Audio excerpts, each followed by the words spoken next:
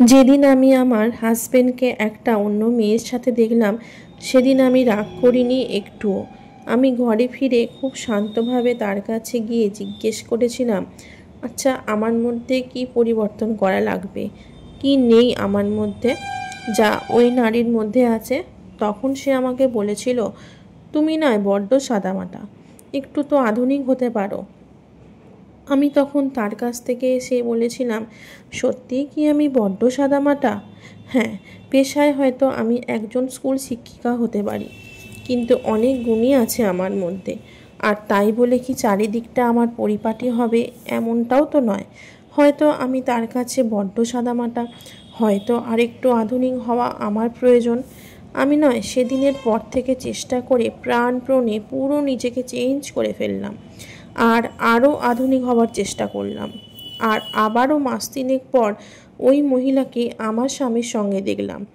সেদিনও আমি তাকে বাড়ি ফিরে কিছুই বলিনি, শুধু জিজ্ঞেস করেছিলাম, আচ্ছা বলো তো, আমি তো প্রাণপণে চেষ্টা করে আধুনিক হলাম, এর পরেও আর আমার মধ্যে কি পরিবর্তন চাই? তখন আমার স্বামী বলল, তোমার ওই সাদাসিধে মার্কা চলন, শান্ত স্বভাব আর আমার প্রতি এত ভালোবাসা, এত আদর, এগুলো আমার প্রচণ্ড বিরক্ত লাগে। আমার যে ওর প্রতি এই ভালোবাসা, ওই ভালোবাসাটাকেই ওর বিরক্ত লাগে। আমি এরপর ওর প্রতি ভালোবাসা না দেখিয়ে নিজের মনের প্রতি ভালোবাসা রেখে চলতে লাগলাম। এরপরেও বেশ কয়েকদিন চলল। কিছুদিন পর আবার ওই মহিলাটাকে আমার স্বামীর সাথে দেখলাম। বাড়ি আসার পর আবারও তাকে শান্তভাবে জিজ্ঞেস করলাম, আবারও কি পরিবর্তন চাও তুমি? যা পরিবর্তন করতে বলবে আমি সব করতে রাজি। আমি শুধু তোমাকে আমার করে পেতে চাই।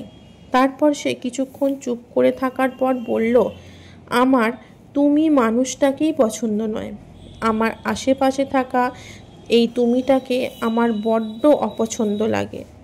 আচ্ছা, তোমার কি আমার ওপর কোনো রাগ হয় না?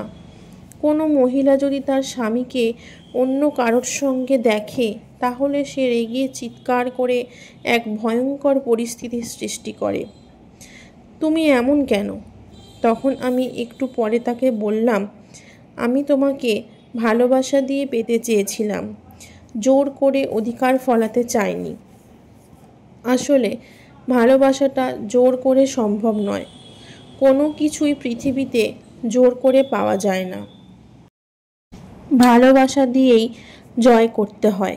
সেদিন থেকেই বুঝে গেলাম, স্বামীকে জোর করে ভালোবাসা দিয়ে পাওয়ার বৃথা চেষ্টা করেছিলাম আমি। আসলে একে অন্যের প্রতি ভালোবাসা, টান, আকর্ষণ যদি না থাকে, তাহলে হয়তো জোর করে ভালোবাসাটা কখনোই টিকিয়ে রাখা সম্ভব নয়।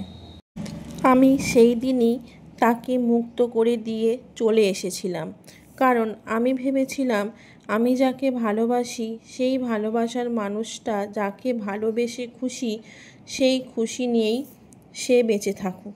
আসলে কি বলতো, আমি আমার ভালোবাসার মানুষটাকে শুধুই খুশি দেখতে চাই, এছাড়া আর অন্য কিছু নয়। তো বন্ধুরা, এই গল্পের সঙ্গে আমার জীবনের কোনো মিল নেই, ভালো লাগলো তাই তোমাদের সঙ্গে শেয়ার করলাম। তো যদি ভিডিওটা ভালো লেগে থাকে তাহলে অবশ্যই তোমরা চ্যানেলটিতে সাবস্ক্রাইব করে আমার পাশে থেকে যেও। আমার ব্লগটি ভালো লাগলে ভিডিওটিতে একটা লাইক করে যেও। আজকের মতন এখানেই শেষ করছি, আবারও দেখা হচ্ছে নতুন কোনো ব্লগে।